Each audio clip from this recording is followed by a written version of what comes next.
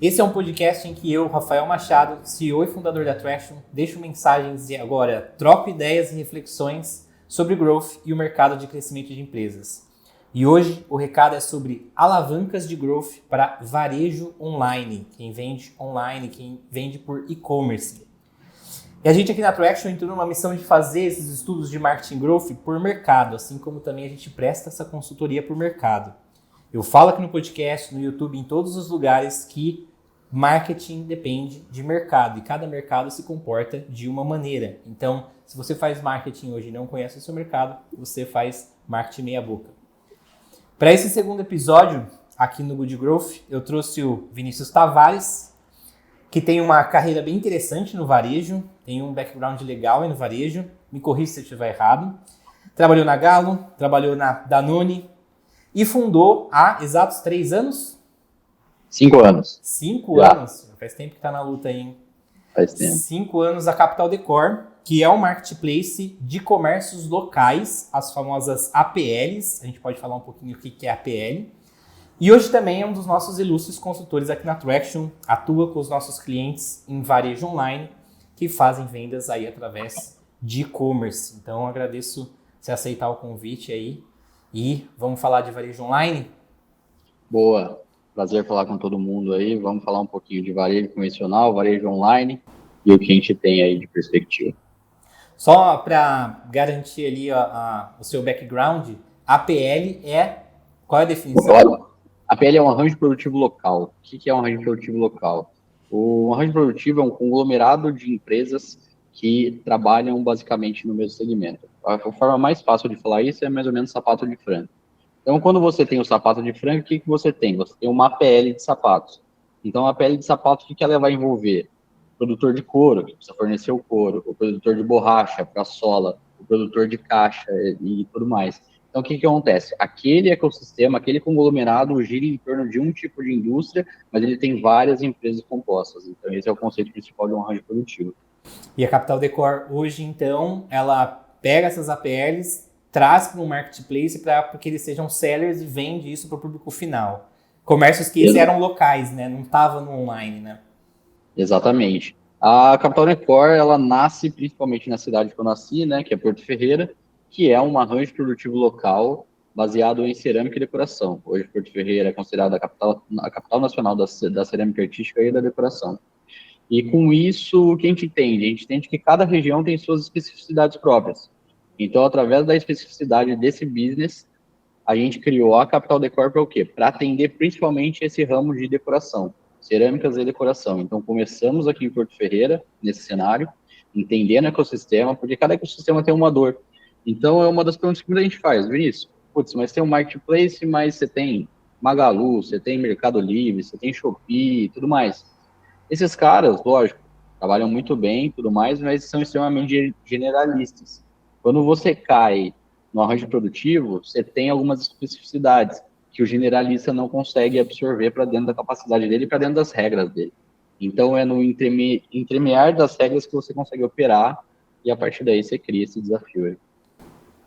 Você já deu umas pinceladas legais aí do que é o mercado, né? Os marketplaces que já existem, que transformam o varejo numa grande máquina, né? Mercado Livre. Hoje está crescendo absurdamente, né? Dominando bastante o mercado, nossos irmãos. Mas assim, primeira questão que a gente quer levantar aqui, qual que é o cenário geral atual do varejo, trazendo um pouco, obviamente, para o varejo aí, vendas online, mas qual que é o cenário atual do varejo? O varejo está em crise? Para falar um pouquinho do cenário atual de varejo, eu acho que a gente tem que voltar ali para 2019, 2020, né? Quando a gente pega uma pequena transição. A gente vê o varejo em crescimento aqui no Brasil, ele teve, vamos pegar a partir de 2010 a 2014, um crescimento acentuado mês a mês. 2015, 16, a gente sofreu uma pequena crise de mercado e 17, franco crescimento de novamente.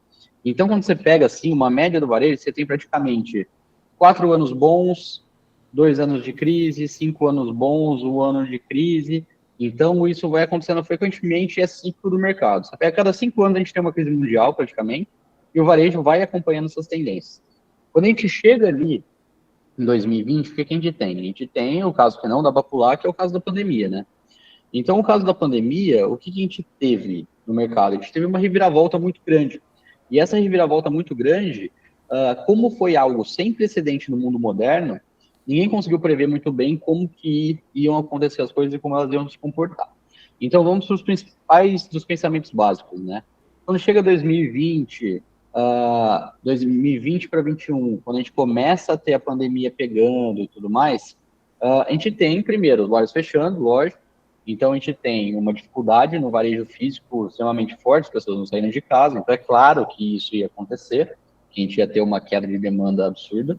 E a gente teve um franco crescimento do varejo online, principalmente no Brasil, né? Quando a gente pega dados americanos com dados brasileiros, você vê assim que o brasileiro sempre está numa média 7, 8, 9 anos atrás do que acontece lá nos Estados Unidos, por causa de evolução e as ferramentas que eles têm ali dentro. Então, se olha os Estados Unidos um pouquinho para trás, você acaba enxergando um pouco o Brasil como ele está funcionando. Então, o que acontece? A gente começou a ter um franco crescimento do varejo online. E a partir desse crescimento, o que veio acontecendo? O que iria acontecer no pós-pandemia? Então, aí foi onde a gente fala que nenhum especialista conseguiu prever isso. Porque qual que era a noção comum do negócio? A noção comum era, as pessoas ainda não compram online, grande parte delas, elas vão passar a comprar online, e a partir do momento que elas passarem a comprar online e a pandemia acabar, o varejo online ele só vai crescer, ele só vai apontar para cima, porque as pessoas criaram esse hábito. Só que a realidade ela não foi bem assim que aconteceu. Por quê? Porque a gente teve alguns impactos macroeconômicos dentro do negócio, né? Então, o que a gente teve? A pandemia acabou. Quando a pandemia acabou, ninguém entendeu como que ia acontecer, como que o hábito de consumo, né, ia começar a seguir. E o que a gente percebe, né? Os incensos gerais. As pessoas começaram a dar valor para as coisas diferentes. Então, as pessoas começaram a se desapegar um pouco das compras e bens materiais para começar a viver um pouco mais de experiência, aproveitar um pouco a vida e entender que a vida ela acaba sendo muito frágil. Isso deu um impacto no varejo físico como um todo, então deu um impacto muito forte baseado nisso. E a gente teve o quê? Junto com isso, uma recessão econômica. O pós-pandemia trouxe o quê? A gente vê a taxa de juros lá no céu, então o poder de compra do brasileiro ele diminuiu. Então, o que todas as empresas, quando você pega 2022, 2023, foi o ano dos IPOs das empresas digitais, principalmente de e-commerce e tudo mais. E quando você pega essas ações hoje, as ações que fizeram IPO em 2022, elas são descontadas hoje em 80%, 87%, 89%. Então, a brincadeira é uma só. O mercado não conseguiu ler o que ia acontecer também no pós-pandemia. Então, foi exatamente isso. A gente teve um crescimento, só que a gente vê muitas vezes hoje o varejo voltando aos níveis de 2019. Então, é mais ou menos isso que a gente está vivendo. A gente teve um crescimento, só que esse crescimento ele veio acompanhado no pós-pandemia com uma queda. Então, a gente vê o varejo físico voltando a se estabilizar, bem aos poucos. Então, o Alguns poder de setores mais, compra... talvez, outros setores menos, né? Exatamente. E isso é muito fácil de perceber. Você vai perceber nas lojas da sua cidade e tudo mais. Você vê que o varejo ainda sofre e o varejo online sofre um pouco mais. Quando eu falo do varejo online, eu falo como um todo, né? Às vezes a gente tem que tirar alguns players, porque alguns players conseguiram fazer um diferencial competitivo muito grande, né? Que acertaram no negócio. É um caso do Mercado Livre, né? O Mercado Livre, ele cresce, ele continua em franco crescimento, mas isso é uma causa do quê? Do raciocínio e do investimento que eles fizeram ali atrás. O Mercado Livre mudou o modelo no Brasil. Então, as questões de entrega full, 24 horas, modelo de banking, modelo de crédito e tudo mais, esse ecossistema dele, ele está muito fortalecido. E através desse ecossistema, ele continua crescendo, só que não é o normal. O Mercado Livre cresce, o restante não. Essa é a realidade. E aí você está falando dos grandes, alguns não previram, outros foram para IPO e de repente não foram bem sucedidos nos próximos tempos aí pós-IPO. O Mercado Livre dominante. E aí a gente vem para a realidade de muitos varejos online, comércios que têm ali a venda através de plataformas online. A gente tem uma realidade dessas pessoas, né? O que você acha que, momento pós-pandemia, que essa galera erra ainda, apesar da transformação digital, da pandemia ter acelerado isso, etc. Mas o que eles erram ainda para não acelerar vendas, ou pelo menos ter ali um um 0 a 0, enfim, crescer o negócio online, que também é uma briga, assim, vamos dizer. É que a gente vai ter duas vertentes aí quando a gente fala na questão do erro do empreendedor e porque alguns negócios não tracionam como um todo, né? Eu acho que o principal foco disso daí é o quê? É o que se bate na tecla, todo mundo, diferencial competitivo, diferencial competitivo. Então, a gente não gosta de falar assim, pô, todo mundo tem que ter um diferencial. Na verdade, todo mundo tem que ter um diferencial sim, mas você tem que tentar trazer para o papel isso porque é a sua grande realidade, certo? Então, o que você vai fazer? Putz, você trabalha online, você trabalha um produto e através desse produto você quer começar a fazer ele girar. E aí, beleza. Esse produto que você vende, como que ele está posicionado dentro do marketplace? No marketplace tem-se o mesmo produto, ao mesmo preço ou mais barato com a entrega mais rápida. Me conta, onde que você está conseguindo trabalhar isso? O que você está conseguindo fazer? Não, mas eu vou investir em mídia e através de investir em mídia eu vou colocar no Google e as coisas vão passar a acontecer. Também não é algo que vai acontecer. Então, o que eu falo?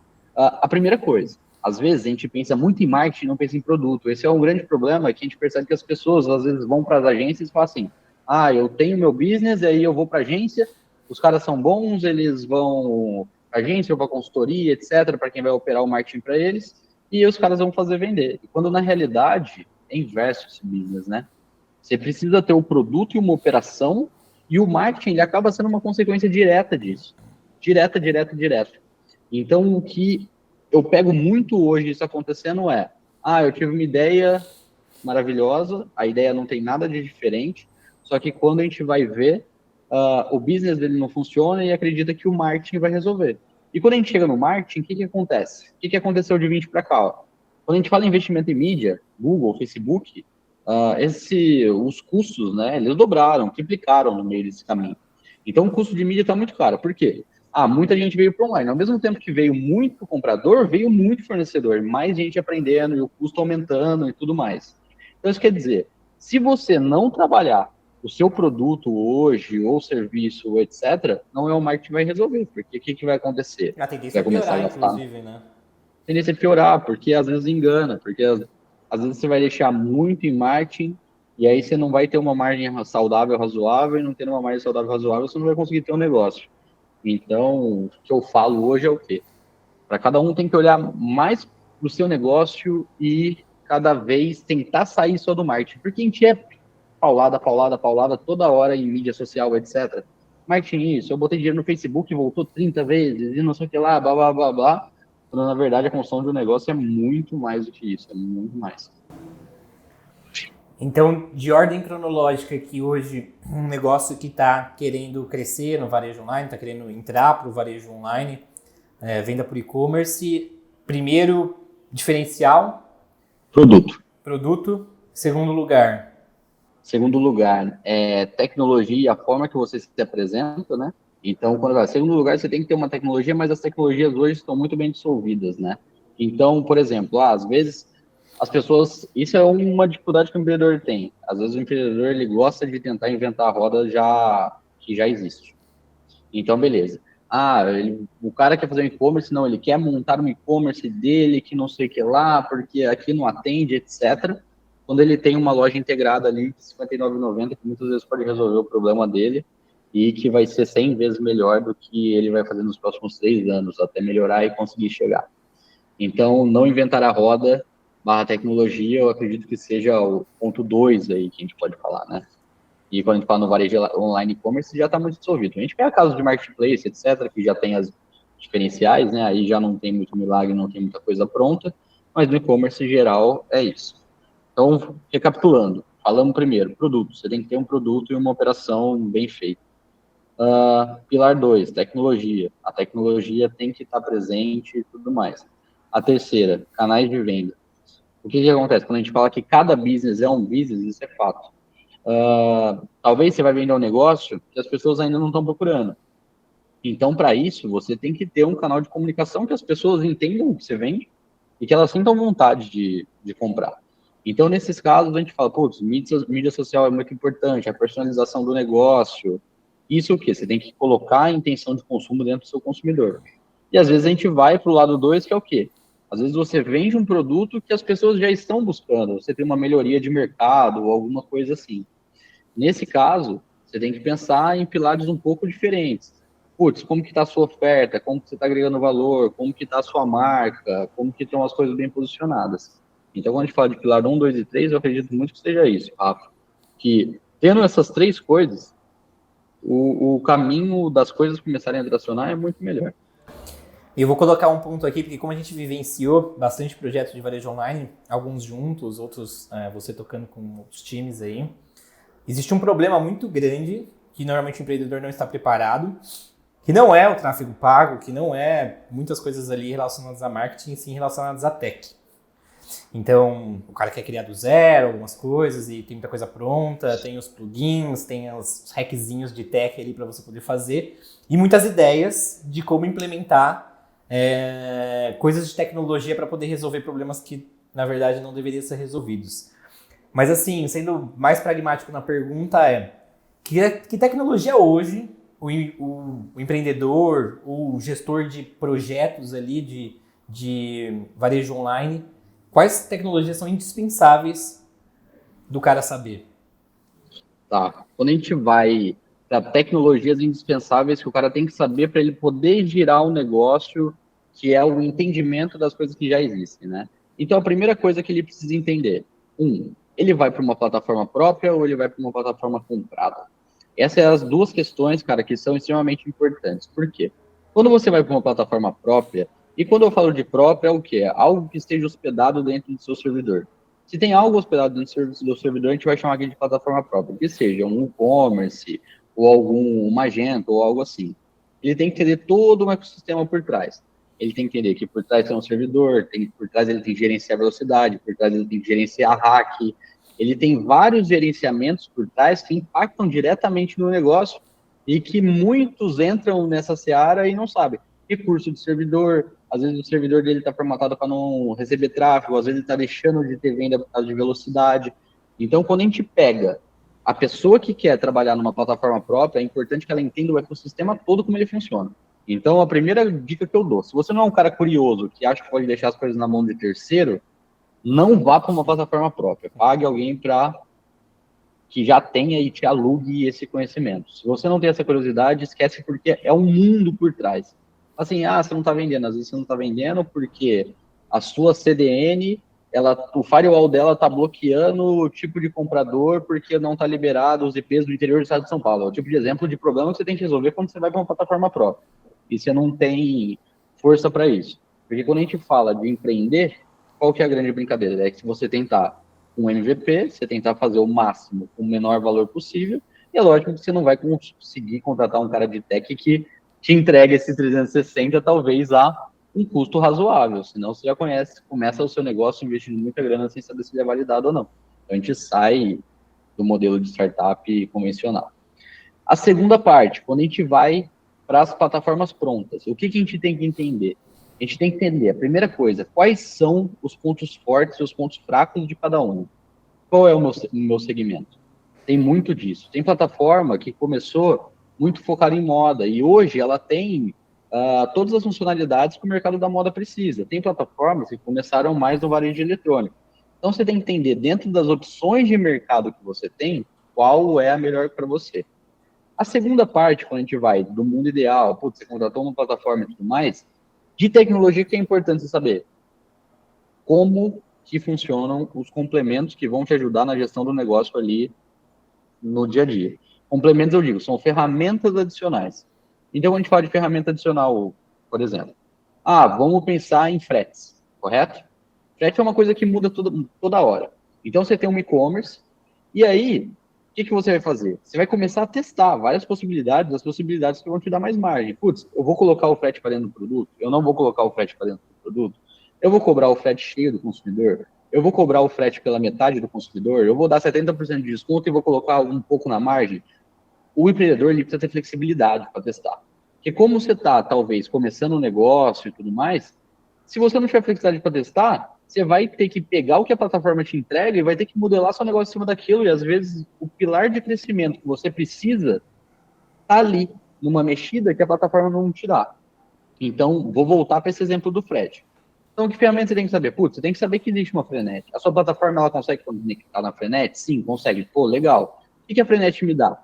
Ela dá exatamente isso que a gente está falando agora. Putz, eu quero dar 50% de desconto. Eu quero dar frete grátis para a região de São Paulo. No mundo, sem Frenet, o que tinha que fazer? Você vai lá, baixa uma planilha, 375 mil linhas. Dentro das 375 mil linhas, você acha cada faixa de CEP de cada cidade, etc. Busca lá dentro, dá o desconto, sobe essa planilha dá problema porque ela tem 375 mil linhas, é um inferno viver isso. Eu vivi essa transição e eu vi como que é. Quando eu queria fazer alguma pivotagem de negócio, eu falava, meu Deus, isso aqui vai demorar uma semana para eu deixar essa tecnologia pronta. Isso eu falo de um cara que tem um Excel avançado. Se você não tem um Excel avançado, você esquece, você não vai conseguir fazer. Então a conta começa por aí. Então o mais importante é você saber o quê? Quais ferramentas que eu posso agregar no meu negócio que permitam que eu faça mudanças rápidas de entendimento. Então é mais ou menos por aí. Então, voltando aí, putz, a gente vai falar de uma Frenet, a gente vai falar do Mailchimp, a gente vai falar de um Lead Lovers, a gente vai entender o quê? O que o meu e-commerce ele comporta, o que as minhas margens comportam de ferramenta que eu consigo agregar e que eu consigo fazer isso crescer e gerar venda. Então, como tecnologia, isso. E a tecnologia, como um todo, e como todo empreendedor, é sempre a curiosidade. Essa informação está toda no Google. Quem é curioso acaba encontrando, mas é mais ou menos isso. Essa dica de tecnologia é a mais preciosa, acho que para quem já percorreu o caminho de varejo online, ou aprendeu isso na dor, ou parou no meio do caminho. Porque parou exatamente num dos steps como esse. E assim, quando você fala Mailchimp, quando você fala automação ali de jornada do cliente, aí é uma parada gigantesca também, que você tem que entender bastante um teórico de marketing aí assim, com certeza uma ajuda externa pode ajudar. Para fechar aí, visão total, Mãe de Ná, momento Mãe de Ná, Vinícius Tavares. Tá. Qual que é a perspectiva do varejo online para os próximos 5 anos? Vamos lá. O que eu tenho, assim, é uma das coisas que eu fico pensando o dia inteiro porque eu tô dentro desse barco, né? Eu tô no meio desse oceano e é o que eu fico tentando entender como tá o varejo online e eu vejo muito termômetro de vários segmentos, né? Essa é uma vantagem de você ter essa função de consultor que você consegue olhar um pouquinho de cada segmento e às vezes falar, putz, meu segmento tá ruim, mas aqui tá funcionando, aqui não tá e tudo mais. Então, o que a gente vem? A gente vem de um pós-pandemia. Quando a gente passa pós-pandemia, a gente está falando de um juros alto baixando e tudo mais.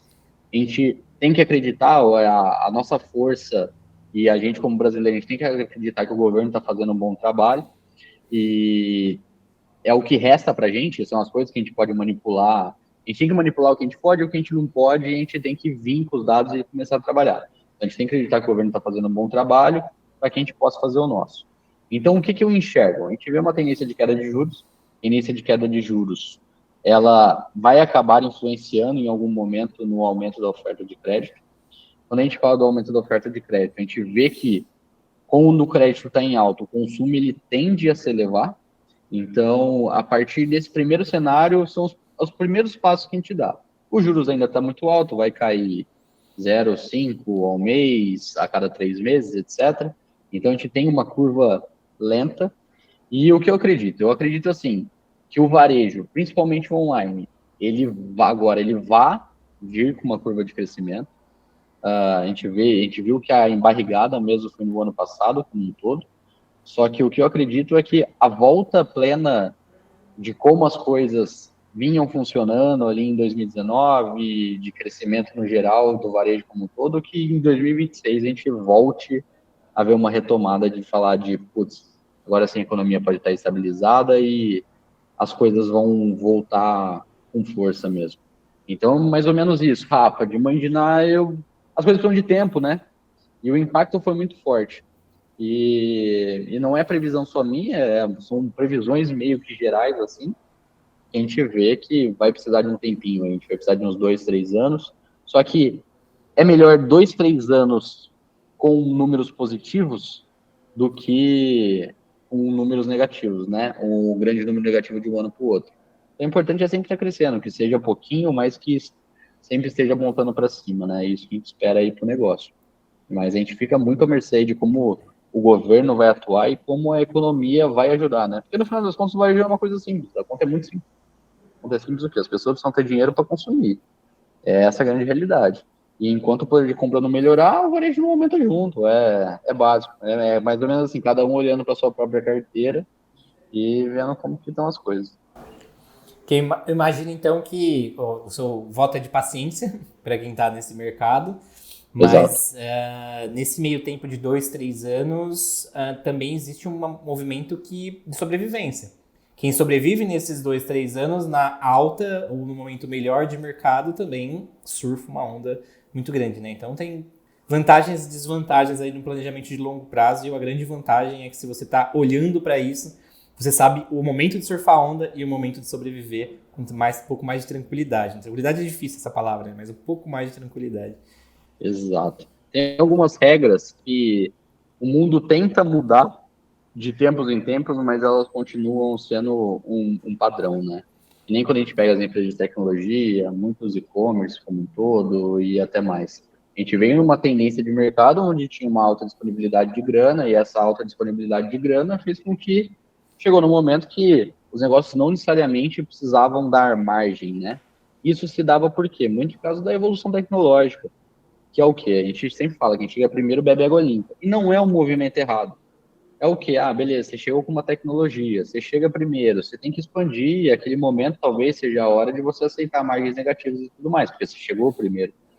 Só que isso virou uma moda e começou a se ter muito dinheiro no mercado para investimento em empresas e tudo mais. E esqueceu-se ali atrás de que um balanço tem que ser positivo, porque numa virada isso pode fazer você sofrer bastante. Então, uma recomendação que eu dou para quem tem um varejo online que ou vá começar, etc., é assim, tente sair lucrando do dia 1. O formato mudou, antes não era bem assim, antes investe, cresce, depois você consegue reajustar e tudo mais. O mercado hoje está muito competitivo. Então, se você começar no negativo, para você reverter isso, você pode sofrer um pouco, talvez você não sobreviva nessa virada. Então, eu falo, putz, você pode vender R$ 1.000 por mês, mas venda R$ 1.000 por mês lucrando, que seja R$ 10, mas comece nesse formato. A venda por venda, faturamento não diz nada, né? O que importa é a nossa linha final. E quanto mais a gente conseguir fazer, trabalhar essa elasticidade de preço, sempre tentar trabalhar no máximo o preço que o consumidor aceita pagar para você gerar uma demanda razoável, é mais ou menos esse aí o jogo. As coisas não estão funcionando mais como antigamente. Esse mundo mudou, os aprendizados vieram, e acredito que vai demorar um bom tempo para o mercado tomar esse tipo de risco aí de novo. Para você que está vendo a gente no YouTube, aproveita para se inscrever no canal, no Spotify, aproveita para fazer uma avaliação também, se inscrever, para mostrar também que esse conteúdo serve para você, funciona para você de alguma forma, ajuda você de alguma forma, empreendedor, gestor de marketing aí no seu dia a dia. E segue, obviamente, para consumir mais conteúdos como esse. Queria agradecer aí o Vinícius pela explicação, pela paciência, pelo tempo, disponibilidade e por ser aí um dos consultores da Traction, ajudando a gente a ajudar e tracionar alguns negócios aí no Brasil. Boa, Rafa, é isso aí. A gente não é mãe de nada, mas a gente tenta direcionar baseado na experiência que a gente tem aqui. E papos como esse são extremamente importantes, né? Eu vejo lá atrás o tanto que era importante acompanhar um pouco do empreendedorismo real, um pouco fora do empreendedorismo de palco. E falta esse tipo de conteúdo no mundo. É nóis. Fechado? Fechado.